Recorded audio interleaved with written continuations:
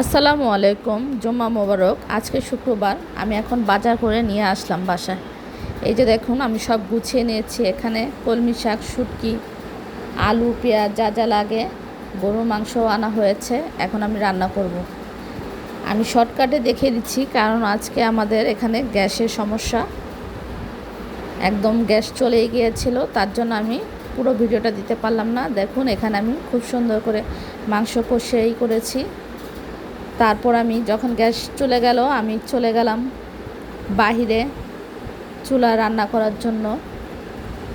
তো দেখুন, আমার গরুর মাংস কালারটা কত সুন্দর ইয়াম্মি হয়েছে। এই যে দেখুন, আমার গ্যাস অফ হয়ে গেছে। এখন আমি চলে যাচ্ছি বাহিরে রান্না করার জন্য। তো দেখেন, আমার রান্না পুরোপুরি শেষ হয়ে গেছে। এবং এই যে আমি শাক রান্না করছি, কলমি শাক শুটকি দিয়ে। কেমন হয়েছে জানাবেন।